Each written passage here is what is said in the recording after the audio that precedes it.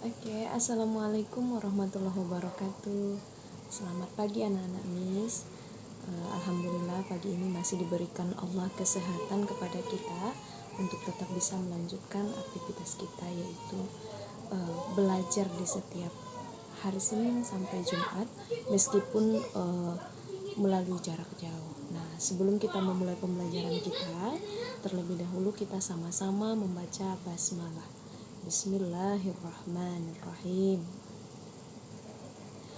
Oke, Miss yakin semua anak-anak Miss masih dalam keadaan sehat ya. Meskipun tidak kita absen seperti biasa di kelas, tapi Miss yakin anak-anak Miss sudah mengikuti pembelajaran ini mulai dari awal sampai akhir. Nah, sebelum kita masuk ke materi, kita masih berada di tema 1 ya anak-anak Miss ya, masih membahas tentang organ gerak hewan dan manusia. Bedanya, minggu kemarin kita membahas tentang subtema 1 yaitu organ gerak hewan dan manusia. Minggu ini kita membahas subtema 2 yaitu manusia dan lingkungan. Bisa diikuti di buka buku siswanya mengenai subtema 2 manusia dan lingkungan. Di halaman 77 ya. Nah, sebelum kita masuk ke inti materi, ada beberapa tujuan yang harus disampaikan untuk bisa Ananda pahami, untuk bisa kamu pahami nantinya setelah belajar mengenai manusia dengan lingkungan.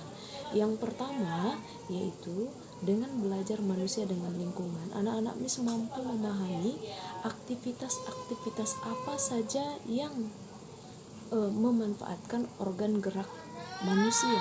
Kemudian mampu memahami ide pokok dari organ gerak manusia. Kemudian mampu mengidentifikasi kekayaan alam semesta yang ada di permukaan bumi.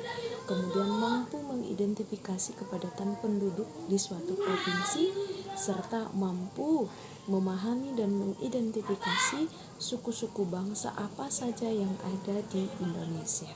Kemudian yang terakhir, anak-anak Miss juga mampu memahami serta mengkaitkan fungsi dari organ tubuh kita yaitu tulang dan otot dengan aktivitas kita sehari-hari. Nah, itu dia tujuan yang harus kita capai pada pembelajaran kali ini. Dan ini berkaitan dengan besok di hari Selasa dan di hari Rabu ya anak-anak Miss ya. Oke, kita lanjut. Nah, coba kamu perhatikan gambar berikut. Di gambar 1 ada seorang anak lelaki yang sedang bersepeda dengan menggunakan helm dan mengayuh sepeda dengan kecepatan yang tinggi, lumayan cepat. Kemudian gambar yang kedua, ada orang anak laki-laki juga yang dengan menggunakan sepeda motor elektrik. Nah, coba kamu perhatikan, dari kedua gambar ini, manakah yang banyak menggunakan organ gerak manusia? Ayo. Iya, betul sekali. Tentu anak yang sedang mengayuh sepeda. Kenapa demikian? Karena selain dia menggunakan otak untuk melihat ke depan, dia juga menggunakan organ geraknya yaitu kaki untuk mengayuh sepeda agar sepeda itu bisa berjalan. Berbeda dengan menggunakan motor elektrik. Motor elektrik hanya cukup kita tekan tombol on-nya. Nah, dia akan melaju dengan setelah digas. Ya, paham ya nak ya? Kita lanjut. Nah, salah satu kegiatan yang disukai Benny saat hari libur adalah bersepeda, menyusuri jalan pedesaan. Udara di pedesaan masih sedikit polusi. Kegiatan Benny ini tentunya dapat bermanfaat bagi kesehatan. Dengan bersepeda rutin, semua organ gerak yang ada di tubuh dapat bekerja sebagaimana mestinya. Coba kamu perhatikan. Pernahkah badanmu terasa pegal dan sakit setelah duduk diam beberapa saat? Tentu pernah. Duduk aja kita di depan televisi, pasti rasa kaki ada yang terasa pegal, ada yang terasa sakit. Nah, itu diakibatkan karena saat duduk diam dalam waktu yang lama, organ gerak pada tubuh tidak bekerja sebagaimana mestinya. Ya, jadi kalau kita duduk lama itu atau jarang kita melakukan pergerakan, otomatis organ gerak kita akan terasa sakit dan pegal-pegal. Ya, oke, lanjut. Nah, di sini sudah ada satu animasi anak-anak yang sedang bersepeda, di mana banyak pepohonan di pedesaan. Bersepeda merupakan kegiatan yang menyenangkan sekaligus menyehatkan. Bersepeda bisa dikatakan sebagai alat transportasi darat yang murah, praktis, dan mudah dikendarai. Banyak orang memanfaatkan sepeda untuk pergi ke kantor, ke sekolah, ke pasar, dan lain-lain. Apalagi pada saat sekarang dalam kondisi COVID-19 akan lebih sehat jika kita menggunakan sepeda. Nah, sepeda juga ramah lingkungan karena tidak menggunakan bahan bakar minyak sehingga tidak menimbulkan polusi udara, ya. Nah, coba Miss tanya, apakah anak-anak Miss di rumah pada saat belajar dari rumah di pagi hari atau di minggu, Sabtu Minggu, hari weekend pernah menggunakan sepeda? Iya, tentu pernah. Berarti anak-anak Miss sudah memanfaatkan organ gerak tubuh melalui aktivitas sehari-hari. Kita lanjut. Nah, bersepeda tentu memberi manfaat bagi tubuh kita. Yang pertama adalah mengencangkan otot-otot tubuh. Otot-otot yang bagian mana nih? Bagian kaki dan paha. Karena yang paling banyak gerak yang dibutuhkan pada saat bersepeda adalah gerakan dari kaki dan paha. Nah, otot-otot bagian belakang, pinggul, dan lengan. Nah, manfaat kedua, menjaga kesehatan jantung. Karena jantung berdetak lebih cepat sehingga melancarkan peredaran darah dan memberikan oksigen yang masuk itu lebih segar. Nah, itu dia manfaat kedua. Dan yang manfaat ketiga, membakar kalori dalam tubuh. Artinya menurunkan risiko terkena penyakit diabetes. Penyakit diabetes dapat menjadi penyebab munculnya penyakit lain seperti stroke, ginjal, dan lain-lain. Jadi bersepeda tidak hanya sebatas hobi anak-anak Miss, tapi juga bisa memberikan manfaat yang luar biasa bagi tubuh kita. Oke, kita lanjut.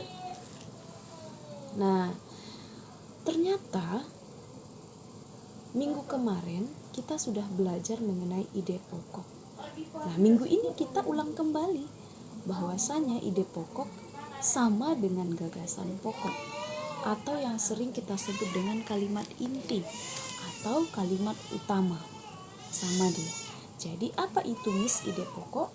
Ide pokok adalah gagasan yang menjadi dasar sebuah paragraf. Ide pokok disajikan ke dalam bentuk kalimat utama. Apa kalimat inti yang terdapat dalam satu paragraf itu? Itulah yang disebut dengan ide pokok atau kalimat utama. Coba kita lihat. Masih dalam aktivitas manusia yaitu bersepeda.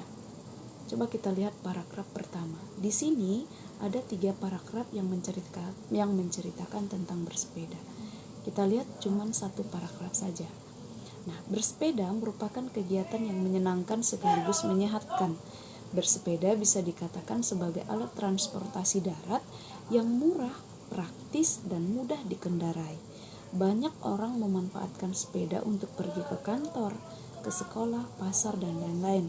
Sepeda juga ramah lingkungan karena tidak menggunakan bahan bakar minyak sehingga tidak menimbulkan polusi.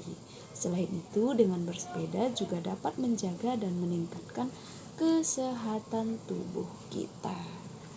Nah, coba kita lihat dari paragraf pertama, manakah ide pokok atau kalimat utama atau gagasan utama atau kalimat inti?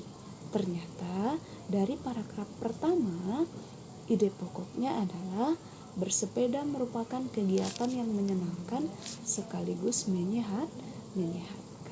Nah, silahkan anak-anak Miss lanjutkan nanti di paragraf kedua dan di paragraf ketiga sebagai latihan. Ya, oke, kita lanjut. Nah, di sini ada video tentang permainan sepak bola. Nah, pernahkah anak-anak melakukan permainan sepak bola? Tentu pernah, apalagi yang laki-laki sangat menyukai permainan sepak bola. Nah, ternyata sepak bola ini juga banyak mengikut sertakan organ gerak manusia. Banyak kita gunakan organ gerak manusia seperti kaki, tangan, lutut, ya kan, kepala, pinggang, dan lain sebagainya. Nah, bersepeda juga salah satu aktivitas manusia yang memanfaatkan organ gerak. Nah, permainan bola memerlukan banyak gerakan seperti berjalan, berlari, menendang, dan melempar. Hampir semua bagian tubuh aktif, tentunya hal ini mengharuskan semua organ gerak dalam tubuh, baik itu otot ataupun tulang, bekerja bersama-sama dengan baik. Coba kamu amati aktivitas kamu sehari-hari saat kita berjalan. Mengapa kaki kita bisa bergerak? Mengapa juga tangan kita bisa berayun, memegang dan menggenggam? Ya, kaki dan tangan kita bisa bergerak karena pada kaki dan tangan kita terdapat tulang dan otot. Karena minggu kemarin kita sudah belajar mengenai organ gerak pasif dan aktif. Masih ingat anak-anak Miss, mana yang termasuk aktif dan mana yang pasif? Iya, betul. Kalau gerakan pasif itu adalah tulang dan gerakan aktif itu adalah otot. Kalau misal tulang atau salah satu organ gerak kita tidak ada, baik itu yang pasif atau yang aktif, berarti gerakan kita tidaklah sempurna. Nah, organ gerak pada hewan dan manusia memiliki kesamaan. Alat-alat gerak yang digunakan pada manusia dan hewan ada dua macam, yaitu alat gerak pasif berupa tulang dan alat gerak aktif berupa otot. Kedua gerakan ini bekerja sama membentuk suatu sistem yang disebut dengan sistem gerak. Nah, sejauh ini paham anak-anak Miss? Oke, kita lanjut. Coba kamu amati gambar yang ada di video. Gambar apakah itu? Pernah melihat gambar demikian anak-anak Miss? Iya, betul. Itu adalah gambar rangka manusia, di mana setiap gambar sudah memiliki bagian-bagian. Ada yang rahang bawah. Perhatikan panah yang menunjuk ke arah rahang bawah. Kemudian tulang leher, tulang dada, tulang belakang, tulang pinggung, sampai tulang pergelangan kaki. Nah, di sini yang sangat perlu kamu perhatikan, yang letaknya hampir berdekatan tetapi berbeda nama, yaitu pada tulang pengumpil dan tulang hasta. Coba kamu lihat. Tulang pengumpil itu ada pada bagian atas di tangan. Nah, pada bagian sini. Sedangkan tulang hasta berada pada bagian bawahnya. Nah, kalau kita ibaratkan ini adalah rangka pergelangan tangan, pada bagian ini adalah tulang pengumpil dan pada bagian bawah adalah tulang hasta. Ya, oke. Itu yang sangat sering orang terkecoh. Itu yang sangat sering terkecoh, mana tulang pengumpil, mana tulang hasta. Tulang pengumpil berada pada bagian atas dan tulang hasta berada pada bagian bawah. Nah, coba kamu perhatikan gambar berikut. Gambar apakah itu? Iya, betul. Gambar pemandangan, gambar matahari terbenam, gambar sawah, gambar ladang, gambar perbukitan. Ada gambar rumah. Iya, betul. Anak-anak Miss tidak ada yang salah. Kenapa semua itu ada? Kenapa ada rumah? Kenapa ada sawah? Kenapa ada pepohonan yang menghasilkan? Karena adanya manusia. Manusia itu melakukan apa? Melakukan pergerakan seperti menanam padi, menanam pohon, membuat rumah. Berarti apakah hanya terdapat satu manusia saja? Tidak. Tentu banyak manusia lainnya sehingga membentuk suatu penduduk di suatu tempat. Oke, kita lihat. Nah, sekarang kita masuk ke Peta kepadatan penduduk Indonesia menurut Provinsi 2010. Di buku siswa juga sudah ada, bisa Ananda amati di buku siswa pada subtema 2, yaitu peta kepadatan penduduk Indonesia menurut Provinsi 2010. Nah, pada bagian ini Miss tandai, pada bagian yang Miss tandai ini ada simbol-simbol yang melambangkan jumlah penduduk di suatu tempat, di mana yang pertama adalah kecil dari 10 orang per kilometer kuadrat, berarti masih banyak pepohonan, dan dia ditandai dengan warna hijau pekat, berarti penduduk di situ masih sedikit. Lanjut ke hijau muda dan hijau pucat, sampai ke warna merah. Warna merah itu besar dari 1299 orang per kilometer kuadrat. Artinya sudah muatan penduduk di suatu tempat tersebut sudah sangat banyak, sehingga ditandai dengan warna merah. Nah, di sini coba kita lihat petanya. Ada pada bagian DKI Jakarta.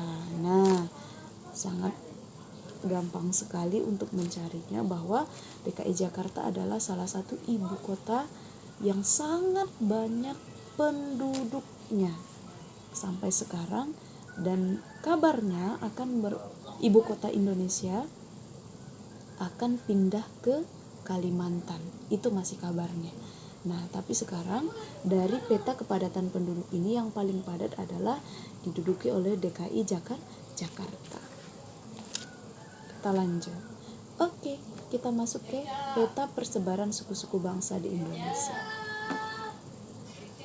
Sama-sama kita lihat ya, anak-anak Miss buka buku siswanya, coba buka peta persebaran suku-suku bangsa yang ada di Indonesia.